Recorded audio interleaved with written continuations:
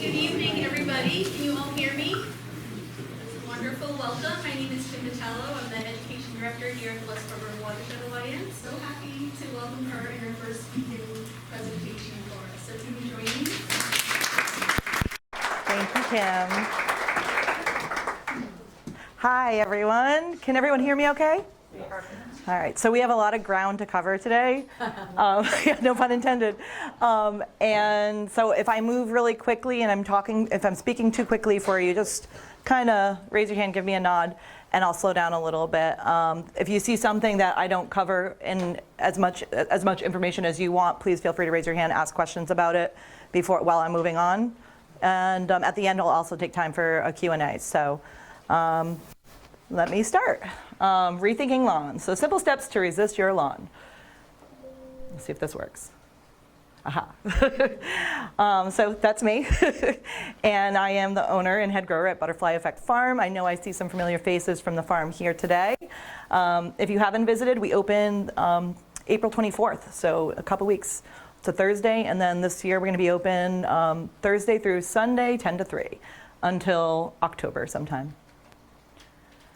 So a little just example of what we're going to be talking about today. I'm not going to go through this list, but if you want to just take a glance, get an idea, get ready to ask questions about something that you're really interested in. I'm sure you're all here for similar and different reasons at the same time. So expectations. So this slide shows a lawn I came across this winter in Florida, and someone had just finished spray painting it. This is part of the problem with people's expectations of lawns, right? They're dealing with cool season and warm season grasses. In the South, they use warm season grasses, so when it gets cold, they go dormant and they look like this. If you're up here, we use cool season grasses. That's why our lawns look kind of brownish in July and August. They green up again in the fall, right? They go dormant. Sometimes it's because of drought, but it's often just because of the type of grass you're using on your lawns. So this is kind of silly, especially when this is nesting right next door. That's nesting all over the neighborhood. I took that picture on the same walk as that spray painted lawn.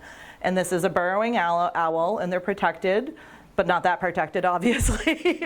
And they make their nests in open areas, so they choose lawns because there's so much construction there. So it's just something to think about, like when you're creating a lawn, why do you want it so green? I mean, really. And questions about what do you use your lawn for? And we ask ourselves, as I was making the slide, I asked myself, what do we use our lawn for? And there is a lot of important reasons, right? And they all come back to things that we love, and they are meaningful to us, and they mean a lot to us. Yet lawns are often huge polluters covered in chemicals and poisons that are harmful to the exact things we love. So it doesn't make a lot of sense. What are we doing? This is old expectations, right? A lot of chemicals, a lot of fertilizers, probably synthetic, get those nice green stripes, it looks so great. I'm striving to talk about new expectations, allowing that clover to grow, making a welcoming spot. To me, that's so much more welcoming than the last slide. And whose expectations are these anyway, right? So as much as none of us want this as a neighbor, it's actually less harmful to you as a neighbor than this is, which is kind of crazy when you think about the way we think about things, our perspective of things. Sometimes that's like, oh, this person, I can't believe this person does this to me. But a little history. I'm going to go through this pretty quickly because it's important, but it could be time consuming if I stay on it too long. So the little slideshow for you. Some things got a little wonky when I switched the different system that shows the slideshow, so it's a little wonky. But here we go with, is this the light? Versailles. We've got Bowling Green started in the US. Golf makes a splash. Frederick Law Olmsted, who also was one of the first people to put meadows in designs, he also did some suburbs with lawns in them.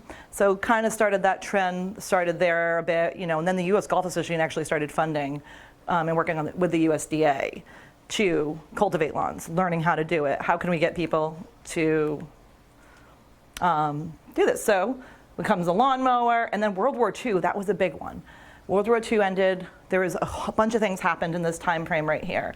And chemical companies needed to sell their chemicals somewhere else, so they started pushing it on agriculture and eventually on lawn homes. That's where they start telling you that dandelions and clover are bad because they want to sell you chemicals. Also, a lot of young men came home and really they had been trained to be very meticulous, and they moved into these suburbs. This one is very famous. It's the Levittown suburbs. There were several throughout the United States.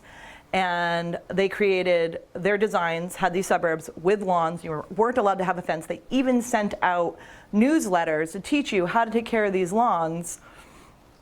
And they were rarely in contrast with the dirt yards of poor families and minority families. And they did not, they were only allowed, white people were the only people allowed in these suburbs. So you start to see the segregation of lawns and how they work into history. Just not a great thing. Silent Spring, Rachel Carlson. Can't say enough about this 1962 book. Came out. She is incredible. She didn't live very long after this book came out, but she really shined a light on the chemical companies. And this book actually led to the creation of the EPA and to put some guidelines in chemicals. I'm not here to teach you about chemicals today, but I think we can all agree they're bad. We know the research shows that they're really bad for us, they're really bad for our environment, really bad for our animals, and just leave it at that.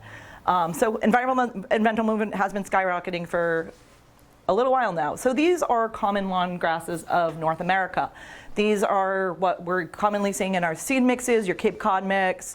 Most of them are non-native. There's a couple that are, and some of these would be your warm season, some of your cool season, depending on where you are.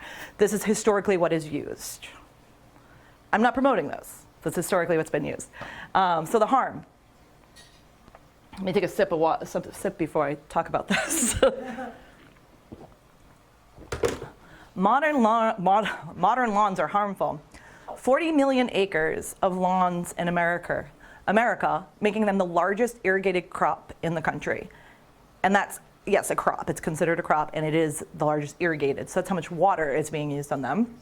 80 million pounds of pesticides and 90 million pounds of chemical fertilizers are being put on our lawns in America a year. That's 90 million pounds of, 30 million tons of carbon dioxide in 2020 from lawnmowers. That's the equivalent of 6.6 million cars in a year from lawnmowers and lawn equipment. Weed-free lawns promoted to sell Americans chemicals, and manicured lawns popularity is directly related to class inequality right from their get-go back Versailles. That was people had lawns to show that they could afford not to grow their own food. So they support nothing. They don't provide any food. They contribute to a ton of air, noise, and water pollution. They promote harmful chemicals. They consume our natural resources, and they're adding to climate change. They're costly and timely.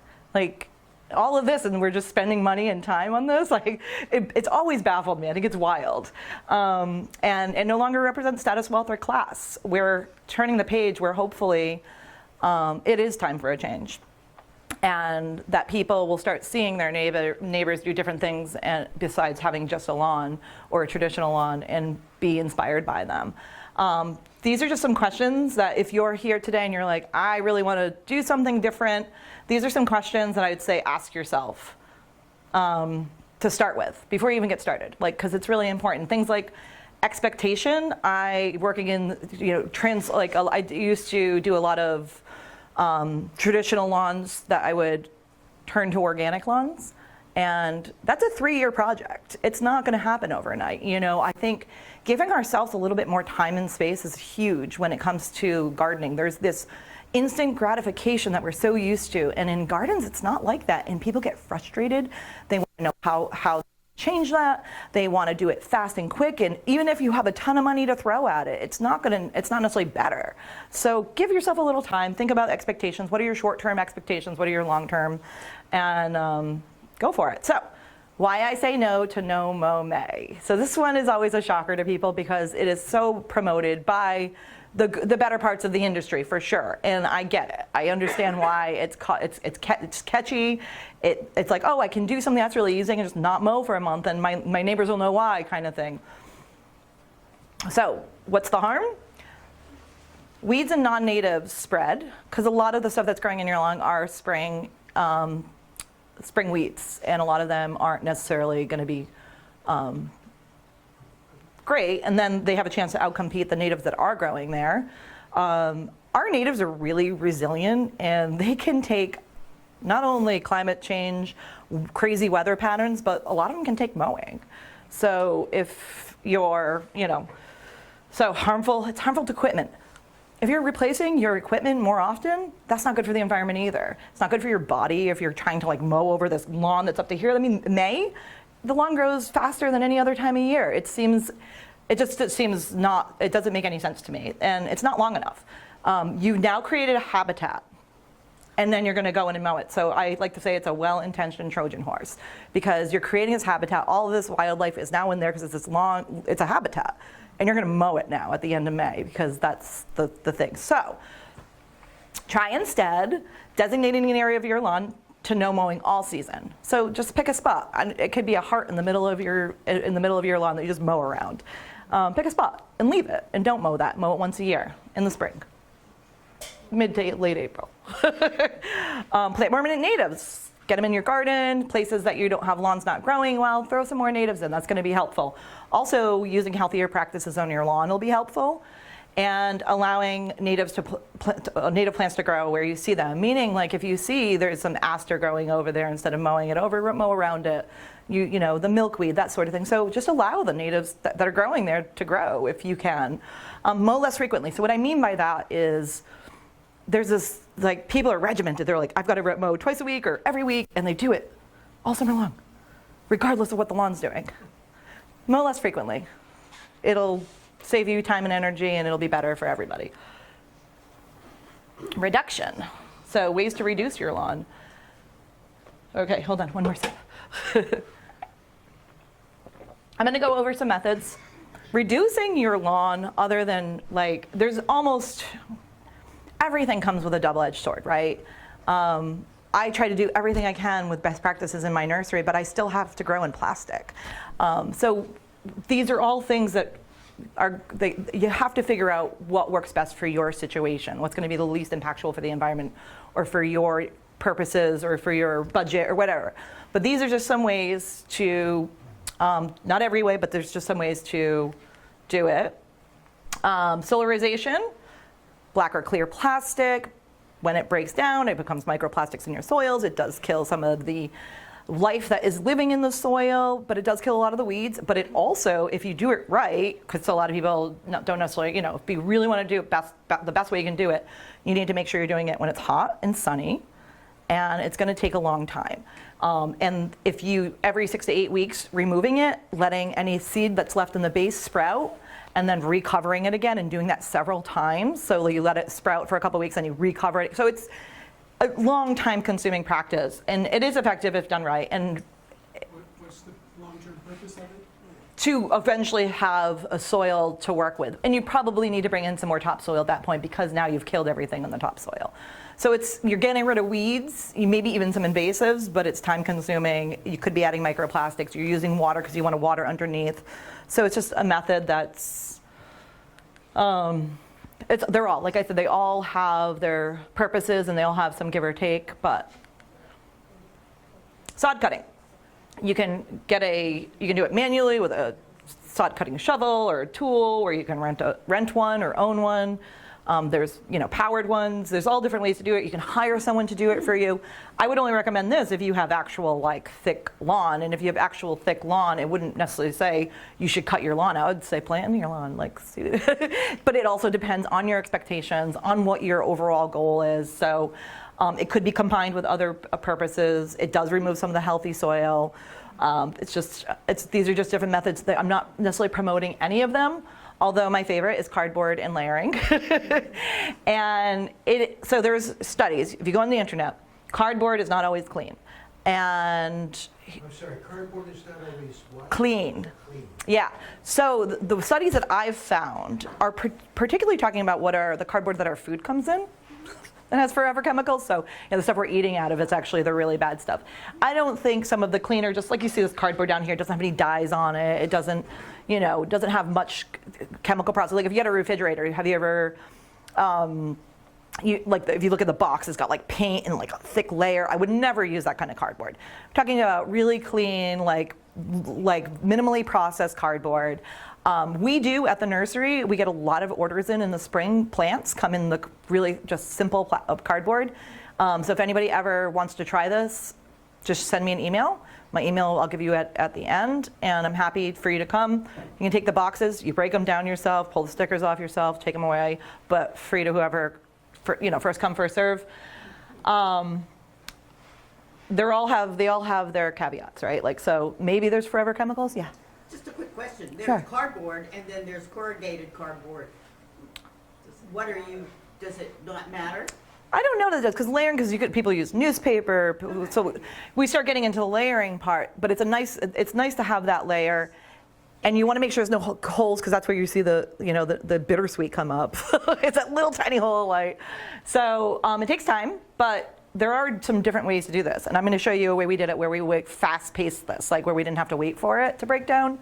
And you can also do a layer of wood chips. Instead of buying mulch from, say, the side of a place that sells mulch, fill up your truck. You could call a tree expert and ask them for clean wood chips, stuff that doesn't have any fungus, or certain plants actually inhibit growth, so you don't want like a black walnut or an invasive plant. But a lot of those places, they have to find a way to get rid of their wood chips, so they'll often bring you wood chips. Also, it feeds the soil. Takes a little time to break down. So, whoops, sorry. Moving on. Rototilling, don't really recommend it unless it's a very specific situation, small areas. We're moving further and further away from rototilling. Not great, and messy, but there, maybe here and there there's a reason why you need to get a little deeper. Could be something to do with invasives or an area like that, but not for a lawn. Herbicides, I never recommend them, but I didn't want to walk away and not say, hey, if you're going to do this, there's some best practices that you can use. And if you are use organic options. And if you are, make sure you mask. There, even a horticultural vinegar can be harmful to you. If you're using synthetic herbicides, they're very harmful, especially if they're systemic. Find out if something you're using is systemic. Don't use anything that's systemic. How long does it stay in your soil? Where does it go when it's done? Inform yourself. If you're choosing and you're saying, there's no way to handle the situation, and sometimes in best practices, it does come down to hey, they need to use chemicals for the situation. Make sure you're doing it right. Make sure you're following the instructions, or better yet, hire a person that has a pesticide applicator license if you must. Not recommending this, just to be clear. I haven't used chemicals in ever. I'm doing okay. So here's a great example of cardboard. If you look right here, you'll see where we put down the cardboard. We had topsoil delivered when we were creating the nursery, infested with invasives and horrible weeds. We let it grow out for a season, cut it all back, threw the cardboard on it, and then covered it in soil that had been bags that were drenched and stuff, so they weren't great for growing in. Let it dry out on top, and then we planted directly into it. And this is in the spring, and this is the following fall, 1 year growth. And we never watered it once, ever. It rained after we planted. And we weeded a little bit. There is a burdock there that's not supposed to be there, but hey, what are you gonna do? We're pretty busy at the nursery. So here's some close-ups. This is the plants laid out on top of the cardboard on top with the soil on top of it. So we just did 3 inches thick. Some of them were even raised up a little bit. We used wood chips that we had at the nursery that had been delivered, and we did mulch this with wood chips after, so that brought it up to the tops of the plants, because some of them were kind of raised up. That's Buster. Buster had a rough week. So here we go. That is 7 months later. So that is June. That's July. It's all planted in succession, so there's something blooming in there pretty much most of the season. That is August. And then you hear the fall, that same photo. So pretty fun way to just do it, and it's passive, and it's, you can do it in multiple different ways. Go on the internet, go down the rabbit hole. It's a fun way to learn about it. So, best management practices. I have no idea the time, so just warn me, let me know if I'm going over. Soil testing. So some of these I'm going to go quicker through. Soil testing is so important. No matter what you're doing, no matter where you're going, no matter what your plan is, test the soil. You know nothing without testing the soil. You'll find out about fertility, texture, nutrients, organic matter, and the pH. And down here on the bottom, you have places that you can go on their websites to get soil testing. They have great, clear instructions. You can mail it in. You'll learn so much, and they'll give you recommendations depending on what. If you're trying to build an orchard, you can check that off, and they'll tell you what you want to do to the soil to create an orchard, or a lawn or a garden. So it's really vegetables. So it's really, really helpful. And you don't want to be putting down any fertilizers or any amendments if you don't know what's in your soil, because it's going to just, if you're putting on nitrogen that your lawn or your garden doesn't need, it's going to end up in your watershed. And that's where we get the higher nitrogens, why our eelgrass is dying. It's why we don't have bay scallops anymore. It's directly related to high nitrogen and phosphorus. So if we can slow down what we're doing and putting down on the ground, it's going to be really great for us. Aerating, I'm a huge fan of aerating. This is like an easy, great thing you can do to your lawn. There's a million different ways to do it. You can use a pitchfork, you can get shoes, you can rent a machine, and it can be done a few times a year, 2-3 times a year.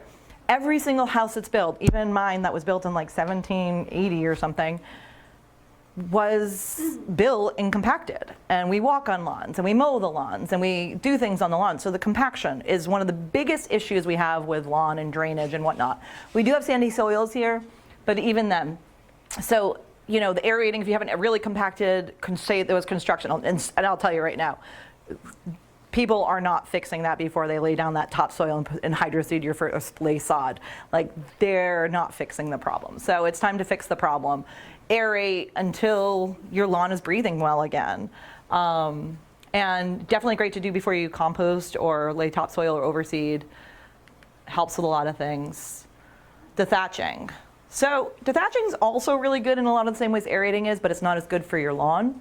A little thatch is good, but a lot of thatch can be problematic. However, we are a dethatch crazy industry. I would say best in fall, and only when you need to. If you've aerated, you can look at the plugs and see how thick your thatch is, and give you an idea. And do your own research, look into it, but it will improve when you do it right. And in the spring, it can be more damaging because there's new growth happening, so it can be harmful to the lawn coming in. So just something to think about. Fertilize and correcting nutrients. So always soil test. That's why I say correcting nutrients, because it's really about getting the nutrients right for whatever it is you're doing. Only fertilize at optimal times, most likely mid-May. I think it's supposed to be mid-April, but it may be mid-May, mid-October. It's about the temperatures, 55. Generally, like anything you're thinking about doing, it's 55 degrees for the ground temperature. Really, whether it's the bugs or cleaning up your garden or fertilizing or soil testing, it's 55 degrees. Never fertilize before a heavy rain or water in your fertilizer. That's how you're going to get that's how it's going to run right through your soil and end up in our watersheds and really not have much of an impact on what you're trying to do. So you really don't want to do it before heavy rains. Avoid any, clean up any discharge on your driveway or on walkways and stuff like that. Don't leave the fertilizer in places it's not going to absorb, because it's just going to end up as runoff. Organic-based fertilizers, highly recommend. Big fan of. North Country Organics, I haven't worked in lawns in years, but they had a great fertilizer. So just doing some reason, they're more local. They're New England, so just doing some research on fertilizers that are going to be organic-based and be better for the soil long-term if you're trying to convert your lawn to a healthier lawn. Always follow the instructions, read the directions, and consider not fertilizing. even if, especially if you live near a watershed, and reduce or discontinue overall fertilizer use in general. I don't, we use very little fertilizer even in the nursery, and it's, as again, you saw the garden, I didn't fertilize that. Watering. Irrigation and watering are helpful for seed germination if you're trying to establish a new lawn or you overseeded, but really so much. Why are we watering our lawns when it's one of our it is our most important natural resource, and we're using it for like lawns to look a certain way.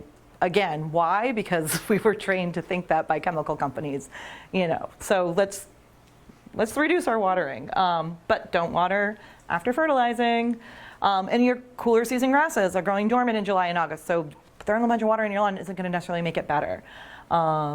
And just try to reduce your usage. We have a lot of sandy soil, so what happens is you water and it goes right through. It's not even sitting there, so you're wasting a lot of it anyway. Probably smaller, if you really need to water, shorter waterings more frequently, only because of the sandy soils. If you didn't have sandy soils, then then longer, deeper watering would be better, less frequently. Follow our practices. So mowing.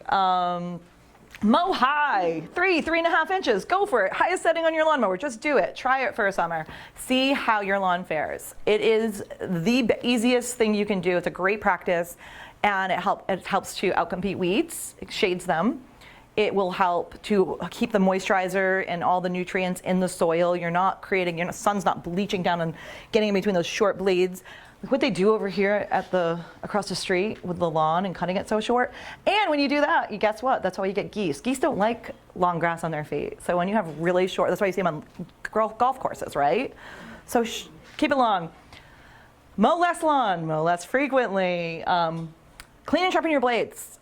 You can spread disease and funguses and stuff that way. Plus, again, back with keeping your equipment in really good shape so it lasts you longer.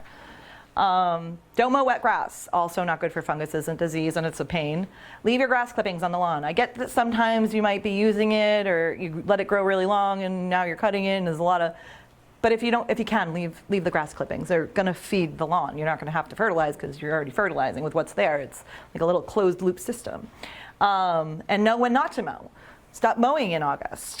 Just see what happens. Like let it go for a little bit.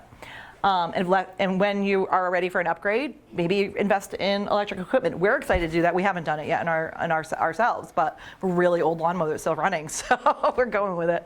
But we're looking forward to that upgrade and have fun with it. I say that twice because I really want you to have fun with this. Enjoy your lawn. Try to have a different relationship than you've always had with it. And mow grown out areas once a year after ground temps have risen above 55 degrees. So the areas that you didn't mow, that you left to grow, remember, like you left the heart shape in the middle of the lawn, do that once a year in April. You might need to weed whack it because it's going to be kind of long. But if you leave it for the winter, it's a habitat, and then you mow it right before it starts to grow again pretty quickly. So passive reduction. So mow annually, planting into your lawn, and overseeding. This picture right here is an area along a fence that we just mow once a year and we let it grow. And this is the cleanup in the spring.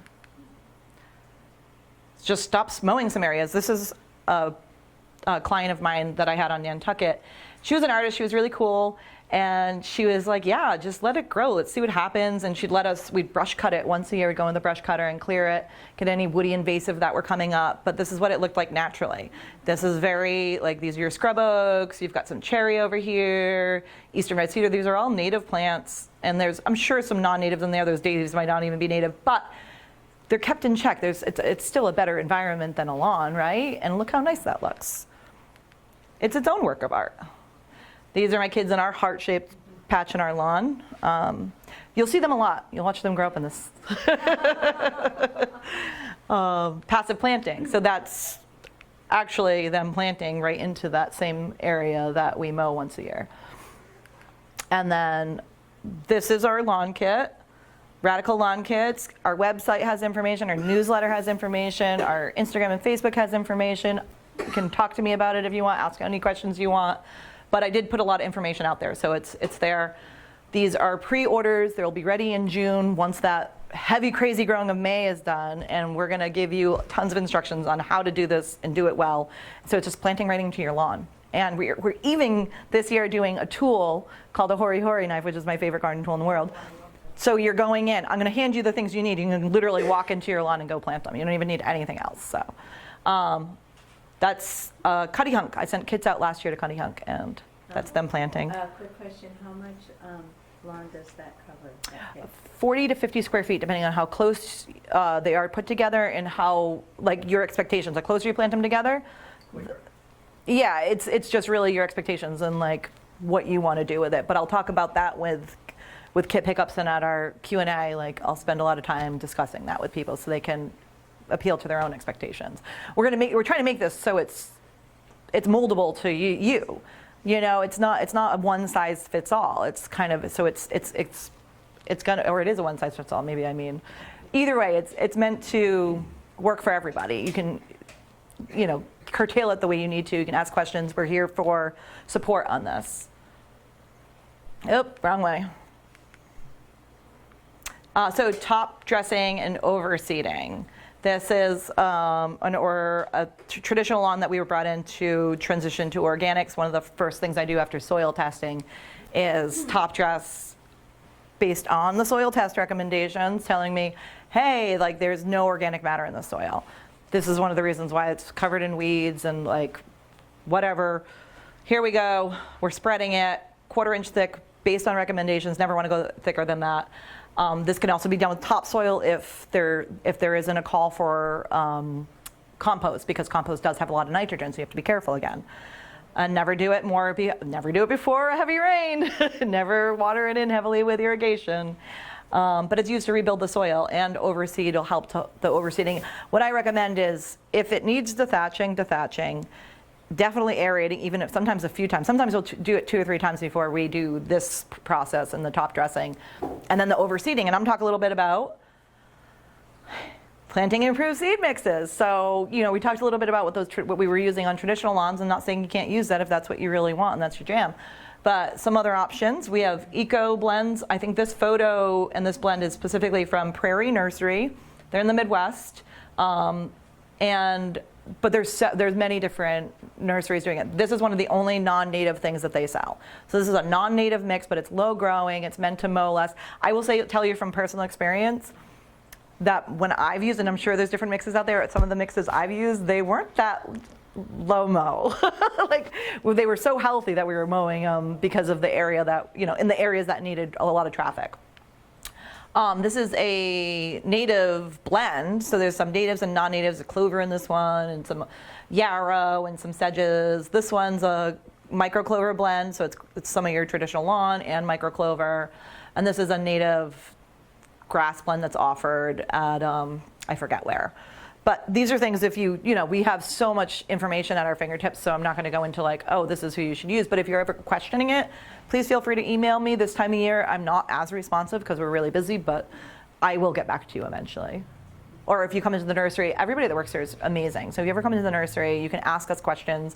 We are not your traditional type of shopping experience. It's very different. So hand seed or hydro seed, if you're overseeding, right? So this is a construction project, and I'll show you this construction project from start to finish in a little bit. But we made the mistake. A big rain came in. You see this? So we went after this photo was taken. We went through, top dressed those areas with a little bit more soil, topsoil, reseeded those areas. But what's really cool is when people think of hydro seeding, I think they often think of a traditional lawn.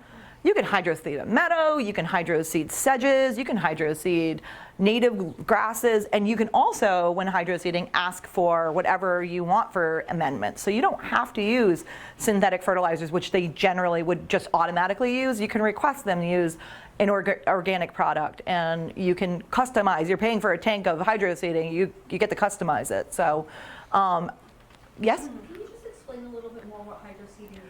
So it's basically this was hand seeded, but hydro seeding is generally like a large area. If you're going to be seeding, makes more sense. Hydro seeding, almost looks like spray paint, where they have the green, they spray it from a truck, and it's it's got some fertilizer in it, depending on what the company you've requested. Sometimes it has fungicides in it, because fungus is, when you hydroseed a new lawn, is a major issue. And your seed. And it all comes together, and it helps it stick to the ground, to the ground and to the surface. So this is hand seeded, but hydro seeding is as an example of something you can do if you're doing a large area. But just knowing that you can hydro seed in a really environmentally friendly way. It doesn't have to be like straight up old school mixes with chemical fertilizers. Oop. Alternative lawns.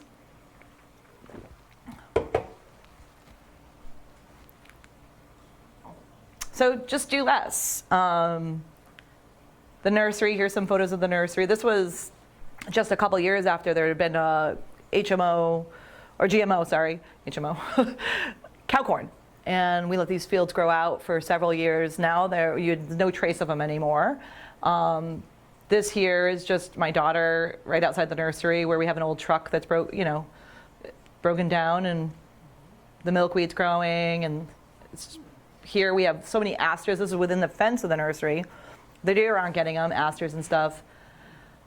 This is not planted clover. This is what happens when you don't put chemicals on your lawn. The white clover. This is just before we mow. So this property, this was after a week of growth in like May or June. So once the summer goes on, the clover flowering gets less and less, and generally it takes a week or two before the clover is flowering. So you don't see it that much unless you want to. And this is just a place where I was like, oh, look at this dandelion heaven. And dandelions are not native, and they are really aggressive, but they generally just grow in lawns. So, because that's the kind of environment they like. I'm not too worried about dandelions. Don't kill them. Using poison's way worse than dandelions. Or do kill them if that's what you need to do. They're not native, but it's better than using chemicals, right? And they're really not growing anywhere they're not causing too much harm, they're just competing with lawn. I mean, that's okay, right? Where are they native to? Where are they? Eurasia. Alternative lawns, natural ground covers. So our lawn has violets, yarrow, there's like the wild carrots, which I'm not even sure if those are native, but clover, whatever. There's all sorts of beautiful stuff growing. The daffodils are not naturally growing. Those were planted, but the grass itself is. Ferns, these are our driveway. Like, that's just how it grows naturally. Those weren't planted. This is the moors in Nantucket. That's the stiff aster with some bearberry, wild strawberry in our lawn at home in yarrow. Is that a ground cover aster? It is. It's a really low growing, and it like sandy, dry soils, hot sun. It's very short, and the rabbits nibble it, but it seems to flower anyway. Just enough to keep it low.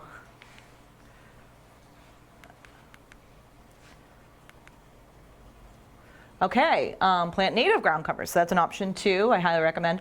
This is right across the street. I took that the other night. I was like, oh, look how pretty this is. Wow, I'll come back to it. So wild ginger, this is a native aster that's really low growing. It grows in the shade. It's the white wood aster. Here's a carex. Here's a native potentilla and our native strawberry growing together. That's actually wild, not planted. This is a wild geranium, and this is little blue stem. So that's, if you can drop, when you leave here, it's right over there. And it's just that soil is so terrible and nothing grows in it, and somebody finally stopped mowing it because it's a hill and it's hard to mow. Looks great, even right now, from last year. So native gardens and meadows are a great alternative. There's a lot of things you can do. That's planted, that's planted. That's not. That's what grows naturally in that spot. So this is Mount Auburn Cemetery. It's in Cambridge, and it's won so many awards. It does amazing work. It's work in horticulture and really focuses on natives and preservation. And it's a wonderful place to go and look at gardens. So that's all natives growing with, instead of a mowed lawn up. I'd rather see that on my headstone. So this is Alan Haskell in New Bedford. They've done great work there. They've added a lot of native gardens, and this is one of them. It's a do you do when you walk around in a circle? Anybody? Thank you, labyrinth. So this is a labyrinth filled with natives. It's really beautiful, and it's so pleasant and peaceful, and there's so much going on with wildlife there. It's a really nice, short, easy walk. And the wild herb house is there, the Alan Haskell Gardens. Is everybody hear me okay? Yeah. So? The Alan Haskell Gardens, and then the Wild Heart Herb House is there, which is a great spot to go stop. See, that's some of the whitewood aster that grows naturally in my yard. That I did never planted that. Somebody may have. I mean, the house is old, but look at it, gorgeous, right? End of summer. So this is our home, and this is, I never got the picture. I have a picture of a car parked here like 100 years ago, one of the first cars. This was a Model T dealership. It was a Model T, I think. Anyway, this is when I started dating my husband. I was still living on Nantucket, coming back and forth, and we planted tomatoes. We ended up rototilling this because it had been an invasive hedge. So we had to get rid of those roots. We did this. We went ahead, put some straw, and all of a sudden we had strawberries. My husband is not a gardener. But that was like the only time he ever gardened was those tomatoes. So then we moved on to have a family, and I, during the pandemic, created a garden there instead with natives and non-natives. You know, my husband loved lavender. I love lavender. We planted lavender there. It's not a harmful plant. Usually dies after 5 years. Doesn't have a long shelf life. Is that in the back on the right? Right here? Oh, that's our sauna. Highly recommend. Great for your health. Best investment we've ever made in our just whole. So wonderful. Nordics know what's going on. So here's our kids growing up in the garden, and it started off. This here is a non-native. This actually was a plant I learned about from Alan Haskell. That's not a native, but I do have some non-natives in my garden. It's actually a mum. It's the Sheffield pink mum. So not promoting non-natives here, but just saying, you don't have to have everything be native. The recommendation is 80%, and we're all striving to get there, right? If everybody did 80%, we could fix in our yards. We could fix things. Saying 3 more minutes or so. Oh, okay. I better move quick. Ready? I'm gonna fly through these slides, but these are all ready. Ready? Okay. So this is our yard. This is the first home I bought. And it was a duplex that was used as a dumping ground. This is us cleaning up the yard. I used the cardboard method here. If you look really closely, you see those cardboard? And that's thatch from the lawns, that they're actually all my organic lawns. They're dumping onto this cardboard, and we just let it sit. We put some topsoil on it, and that's my dog, Bogey, at the time, sitting with topsoil and thatch over the cardboard. And this after we cleaned up all the trash that had been a dumping ground for years. This is starting to grow in after we put the patio in. There's the building of the patio. And this is a year into it right here, looking from where all the trash was. So we didn't do much. There's no irrigation. We used a low grow mow mix, and yeah.